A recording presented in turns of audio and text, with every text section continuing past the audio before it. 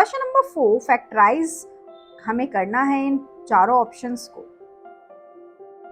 Question number 4 इन exercise 2.3 number 1 गुणनखंड ज्ञात कीजिए। जो हमारी इक्वेशंस दे रखी हैं उसके हमें नॉर्मल गुणनखंड ज्ञात करने हैं। वेलकम टू आरके लर्निंग पाठशाला दोस्तों। अब हमें क्वेश्चन नंबर 4 में फैक्टराइजेशन करना है, गुणनखंड करना है। हम पहले से ही गुणनखंड करते हुए आए हैं। सिंपली हमारा जो एक्स स्क्वायर का कोफिशिएंट होता है, कोफिशिएंट तो आप समझ गए होंगे, इट मीन्स गुणांक। जो हमारा एक्स स्क्वायर का गुणांक होता है उसका हम मल्टीप्लाई करते हैं किससे? कांस्टेंट से। तो अगर मैंने इन दोनों का मल्टीप्लाई किया तो 12 into 1 is equals to 12. It will sense कि हमें जो हमारा x का पार्ट है, x का कोफिशिएंट है, वो हमें एनी हाउ मल्टीप्लिकेशन में 12 लाना है एंड प्लस माइनस करके हमें वो 7 होना चाहिए, माइनस का 7 भी होना चाहिए और मल्टीप्लाई करके क्या होना चाहिए? 12 होना चाहिए। तो सिंपली हम 7 भी बना सकते हैं। वो ऐसे कौन से डिजिट हैं? 3 into 4, 3 4 जो हमारा 12 भी होता है और इन दोनों को अगर प्लस करें तो वो हमारा 7 भी होता है। तो हमें सिर्फ इतनी बातों का ध्यान देना है कि सबसे पहले हम करेंगे कि जो हमारा एक्स स्क्वायर का कोफिशिएंट है उसको मल्टीप्लाई करेंगे किसके साथ? 1 के साथ, यानी कांस्टेंट के साथ। Coefficient of x square multiplied by constant. Multiply करने पे जो भी डिजिट हमें मिलती है, जो भी नंबर हमें मिलता है, उस नंबर को हमें जो हमारे x का कोफिशिएंट होता है प्लस माइनस में हमें उसके बराबर लाना होता है और गुणा करने पर हमें जो हमने मल्टीप्लाई किया है उसके बराबर लाना होता है। दो चीजों का हमें एक साथ ध्यान रखना है, गुणा का और प्लस माइनस का, यानी कि सब्ट्रैक्ट और एडिशन का। अब देखिए ये हम कैसे कर सकते हैं। जब हमें यहाँ पे पता है कि यहाँ पे सिंपली क्या होना है, हम यहाँ पे 12x स्क्वायर ही लिखेंगे, हम इसे चेंज नहीं करेंगे।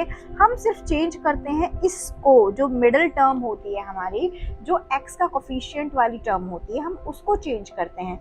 When we know that कि 12 हमारा आया है मल्टीप्लाई करने के बाद, तो अब हमें ऐसे डिजिट्स में इसको तोड़ना है जिससे -7 के 7 ही रहे कैलकुलेशन में और हमारा 12 भी आ जाए। तो सिंपली हम उसे कैसे करेंगे, जल्दी से मैं आपको बता देती हूँ। हम इसे तोड़ सकते हैं -4x -3x। अब आप खुद से करके देखिए कि -3x और -4x को अगर हम ऐड कर दें तो ये क्या हो जाएगा? माइनस का 7x।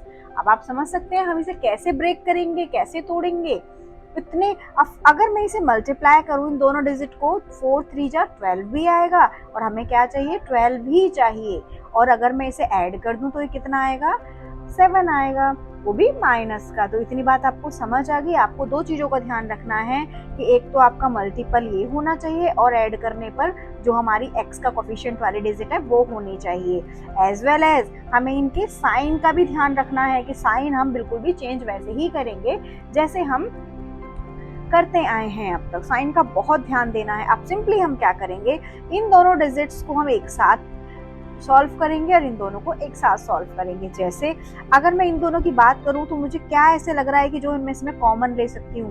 क्या मैं 2 कॉमन ले सकती हूँ? नहीं, 2 कॉमन लूंगी तो यहाँ पे 6 आ जाएगा, यहाँ पे 2 आ जाएगा। तो इसीलिए हम क्या लेते हैं, डायरेक्टली 4 ले लेते हैं कॉमन। एज वेल एज उसके साथ साथ देखिए यहाँ पर x अवेलेबल है, यहाँ पर x स्क्वायर अवेलेबल है। तो दोनों में जो सिमिलर हो वही मैं कॉमन लूंगी। इट विल सेंस दोनों में x कॉमन है। तो अगर मैंने 4 बाहर ले लिया तो 4 3 जा 12 होता है, तो 3 अंदर हो गया, 3 अंदर हो गया। एक x की पावर मैंने बाहर ले ली और एक x क्या बचेगा? अंदर बचेगा। और माइनस एंड ये पूरा का पूरा मैंने बाहर लिया है तो 1। क्या आपको ये बात समझ आई? होपफुली आपको समझ में आई होगी। फिर आगे देखिए। अब देखो हमें क्या करना है कि ऐसी टर्म यहाँ पर लेनी होती है जैसे कि सेम टू सेम इधर भी आ जाए। तो अब मैं यहाँ से माइनस का 1 कॉमन ले लेती हूँ और माइनस अगर मैं कॉमन ले रही हूँ तो ये वाला साइन माइनस का है, अंदर जाके क्या हो जाएगा? प्लस का। और ये वाला साइन प्लस का है, अगर मैं माइनस बाहर लूंगी तो ये हो जाएगा माइनस का। तो अब आप ये चेक करिए कि ये टर्म और ये टर्म क्या आपको सेम दिखाई दे रही है? अब देखो सेम दिख रही है, हमें सेम ही करना था। तो सेम करने के बाद फिर हम क्या करते हैं, 3x माइनस 1 का एक हमारा ब्रैकेट बन जाता है और 4x माइनस 1 का एक बन जाता है। होपफुली इतनी बात आपको समझ आई होगी। इसके बाद हम क्या करते हैं, इसे 0 के बराबर रख देते हैं। तो x की हमारी कितनी वैल्यू निकल जाती हैं, 2 वैल्यू, और वही हमारे फैक्टर होते हैं। जैसे 3x - 1 = 0, और दूसरी तरफ मैं निकाल दूं 4x - 1 = 0। अब जब मैं इसको सॉल्व करूंगी तो 3x, ये माइनस का 1 इधर चला जाएगा तो ये प्लस का हो जाएगा, और जब मैं इसको सॉल्व करूंगी तो 4x, ये -1 इधर चला जाएगा तो 1 हो जाएगा। And x = 1/3। एक फैक्टर हमारा ये आ गया, और यहाँ पर x = 1/4। दूसरा फैक्टर हमारा ये आ गया। होपफुली आपको ये चीज़ समझ आई होगी। मैं आपको एक बार और एक्सप्लेन कर देती हूँ ताकि आपको दिक्कत ना हो। हमारा जो इक्वेशन थी, जो हमारी क्वाड्रेटिक इक्वेशन थी, वो ये थी। हमने सिंपली इसमें क्या किया, जो एक्स स्क्वायर का कोफिशिएंट है उसका मल्टीप्लाई किया हमने कांस्टेंट के साथ। मल्टीप्लाई करके हमें क्या मिला, 12 मिला। जब 12 करके हमें मिला तो ये वाली जो हमारी एक्स के कोफिशिएंट की टर्म है उसे हमें ऐसे तोड़ना है जिससे कि मल्टीप्लाई में तो 12 आ जाए और ऐड करने पर -7 आ जाए। तो सिंपली हमने क्या किया, -7 को 2 पार्ट्स में डिवाइड कर दिया, -4 एंड -3। और -4 -3 को हम ऐड करेंगे तो सेम यही आएगा, ठीक है। फिर बाद में क्या किया, इन दोनों टर्म को हमने इकट्ठा लेकर जो कॉमन ले सकते थे वो ले लिया, और जिसमें से जो हम कॉमन ले सकते थे वो ले लिया। कॉमन लेने के बाद जो सिमिलर टर्म है उसको एक तरफ रख दिया, और जो ये वाली टर्म हमारी बन के आई है उसे हमने यहाँ रख दिया, और सिंपल 0 के बराबर करके हमने 2 क्या निकाल दिए, फैक्टर्स निकाल दिए। यही हमें सिंपली इसमें करना था, और आगे क्वेश्चन अभी हम देखते हैं। क्वेश्चन नंबर 4 का सेकंड पार्ट हम जल्दी से कर लेते हैं। फर्स्ट होपफुली आपको समझ आ गया होगा। सेम जैसे हमने फर्स्ट किया है सेम हम इसको ऐसे करेंगे। देखिए आपको ज़्यादा टाइम वेस्ट ना हो इसीलिए मैंने यहाँ पे क्या किया है, आप सिंपली देख सकते हो, मैंने डायरेक्ट जो हमारा एक्स स्क्वायर का कोफिशिएंट था वो ले लिया और कांस्टेंट नंबर ले लिया, उनका मल्टीप्लाई करके लिख दिया। और जो हमारी स्टार्टिंग की टर्म है, क्योंकि हमें 6 लेकर आनी है ऐड करने के बाद, तो मैंने क्या किया, सिंपली 7 की जो हमारी टर्म है इसको मैंने 1 + 6 कर दिया। अब मैं सिंपली इस जगह पे क्या रख दूंगी, जैसे मैंने आपको बताया था 2x² + x + 6x + 3। अब आप देखिए कि आपको ये चीज़ समझ में आती है। यस, सिंपली हमने 7x को क्या कर दिया, x एंड 6x कर दिया है। अब इन दोनों टर्म्स को मैं एक साथ मैनेज करती हूँ और इन दोनों टर्म्स को मैं एक साथ मैनेज करती हूँ। तो इन दोनों में से क्या मुझे कॉमन लेना है, जल्दी से बताइए। x, 2x + 1, क्योंकि x मैंने बाहर ले लिया तो क्या बचा, 1। एज वेल एज इधर मैं क्या कॉमन लेती हूँ, होपफुली मैं क्या ले सकती हूँ, मैं 3 ले लेती हूँ। तो क्या बचा यहाँ पर, 2x + 1, क्योंकि मुझे इसके बराबर बनाना है, ये वाली टर्म बनानी है, तो इससे मुझे कौन सा फैक्टर मिल जाएगा, 2x + 1। एक तो मुझे ये मिल गया क्योंकि दोनों में सिमिलर है, और जो बचा हुआ है x, ये वाला प्लस का 3।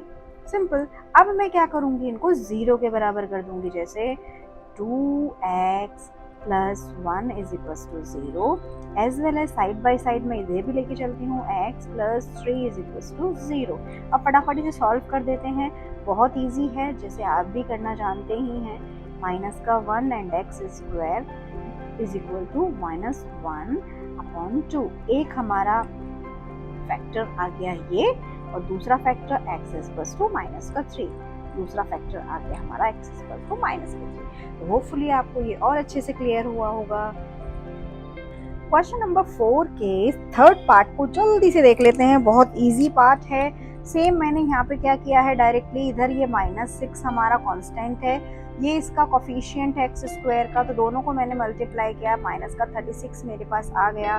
तो 36 को मैं कैसे तोड़ सकती हूँ, मल्टीप्लिकेशन में 9 एंड 4। अब एक में कोई भी माइनस ले सकती हूँ, एक कोई भी प्लस ले सकती हूँ। तो मैंने सिंपली क्या किया, एक प्लस का ले लिया और एक माइनस का ले लिया, क्योंकि मल्टीप्लिकेशन का हमारा रूल कहता है कि अगर प्लस की किसी भी डिजिट को माइनस से मल्टीप्लाई करते हो तो आंसर आपका माइनस में आता है। लेकिन मैंने दोनों माइनस क्यों नहीं लिया, आपको ये समझ में आना चाहिए। मैंने दोनों माइनस इसलिए नहीं लिया क्योंकि अगर 2 माइनस को मल्टीप्लाई कर देती तो वो प्लस हो जाता, और हमें आंसर किस में चाहिए, माइनस में चाहिए, ठीक है। तो सेम बीच का टर्म देखिए, मिडिल टर्म हमारा क्या है, 5 है, तो इसीलिए इनको हम कैसे रख सकते हैं, प्लस का 5 और माइनस का 4 मल्टीप्लाई करें तो 36 आ जाए, और ये भी किसका होना चाहिए, माइनस का। एंड अगर हम इन दोनों को प्लस करें तो क्या आना चाहिए, 5, वो भी किसका, प्लस का, क्योंकि मिडिल टर्म हमारी प्लस की है, हमें साइन का बहुत ध्यान देना है। ताकि हमारी कोई भी दिक्कत ही ना आए, हमारा आंसर बहुत अच्छे से हो और कॉन्सेप्ट भी हमें क्लियर हो जाए। मेन कंसर्न हमारा है कि हमें कॉन्सेप्ट क्लियर करना है। तो सबसे पहले फटाफट हम इसको ब्रेक करके लिख देते हैं। 5x की जगह पे 9x minus 4x, so 6x square plus 9x, as well as मैं डायरेक्ट भी लिख सकती हूँ 4x माइनस 6। सिंपल। तो सिंपल अब मैं इसको करूंगी, देखिए डायरेक्ट। अब मैं इसमें से कुछ कॉमन ले लूंगी। कॉमन में फटाफट क्या लेती हूँ आप बताइए? 3x, क्योंकि 3 से दोनों से इधर उधर से हो जाएगा, तो 3 की यहाँ पे आ जाएगा 2x और यहाँ क्या बचेगा 3 आई थिंक। तो यहाँ पर बचेगा आपका प्लस 3। तो ये क्लियर हो गया।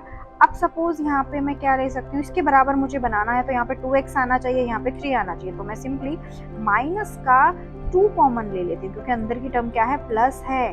और जब मैं माइनस की लूंगी तो ये दोनों माइनस की टर्म प्लस की हो जाएंगी, जैसे कि 2x प्लस 3।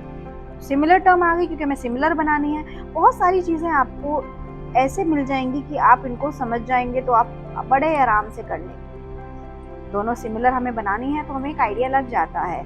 फिर इसको फटाफट हम क्या कर देंगे, 0 के बराबर। या तो हम इसे यहाँ भी छोड़ सकते हैं या फिर हम इसे 0 के बराबर रख सकते हैं। अब 0 के बराबर रखने के बाद 2x is equal to minus का 3 and x is equal to minus का 3/2। एक हमारा कोफिशिएंट या फिर क्या कह सकते हैं हम, गुणनखंड, इन हिंदी गुणनखंड हमारा ये निकल गया, फैक्टर हमारा ये निकल गया। और दूसरा फटाफट निकाल लेते हैं 2 and x is equal to 2/3। 2 factor हमारे इसमें निकल गए बहुत इजीली। अब तो आप मास्टर हो गए होंगे वैसे भी। क्वेश्चन नंबर 4 का 4th पार्ट उससे भी इजी है जैसे हमारा फर्स्ट पार्ट इजी था। कैसे? सिंपल, हमने इन दोनों को मल्टीप्लाई कर लिया, तो मल्टीप्लाई करके हमारी टर्म क्या मिली, माइनस का 12। यहाँ का 3 है जो एक्स स्क्वायर का कोफिशिएंट है और कांस्टेंट हमारा -4 है। तो अब -12 को हमने अगर मल्टीप्लाई किया तो हमने इस तरह से ब्रेक किया। और अगर बीच की टर्म को देखें, ये क्या है, -x, तो इसे हम क्या बोलेंगे इन न्यूमेरिक टर्म, -1। -1 को हम इन दोनों टर्म्स में कैसे लिख सकते हैं, ऐसे। सेम टर्म हमारी एक बार हम उसे गुणा करके लिख देते हैं और एक बार हम उसे माइनस या प्लस करके लिख देते हैं। तो सिंपली अब हम इसे पुट कर देंगे जल्दी से। 3x स्क्वायर एंड प्लस का 3x एंड माइनस का 4x माइनस 4। सिंपल। अब इन दोनों को हम कैरी कर लेते हैं। लाइक अगर हमने लिया 3x, हमने कॉमन ले लिया तो x प्लस 1 एंड यहाँ पर अगर हमने कॉमन लिया 4 माइनस का 4 तो क्या x प्लस 1, क्योंकि हमने माइनस ले लिया है तो दोनों प्लस की हो जाएंगे, x प्लस 1। तो अंदर की टर्म हमारी सेम हो गई, x प्लस 1 एंड दूसरी टर्म 3x माइनस 4। या तो हम इसे यहाँ छोड़ सकते हैं या फिर आगे भी इसके हम क्या कर सकते हैं, फैक्टर निकाल सकते हैं। So 3x is equals to 4 and x is equals to 4/3। तो एक इसका फैक्टर या गुणनखंड ये आ गया और एक इसका फैक्टर या गुणनखंड ये आ गया। और ये हमारे क्वेश्चन नंबर 4 डन हुआ। होपफुली आपको फैक्टराइजेशन समझ में आया होगा। ये थोड़ा बेसिक लेवल था। अब क्वेश्चन नंबर 5 जो है थोड़ा एडवांस लेवल है, तो ध्यान से करिएगा और इस क्वेश्चन नंबर 4 की कई बार प्रैक्टिस जरूर करिएगा। अगर समझ में आए तो प्लीज लाइक कमेंट जरूर करिएगा, और ना समझ में आए तब भी हमें जरूर पूछिएगा कि क्या चीज समझ में नहीं आई, तो आपको दोबारा से एक्सप्लेन कर दी जाएगी। अदरवाइज आप इसको ही कई बार देख सकते हैं। Thank you so much students for watching it.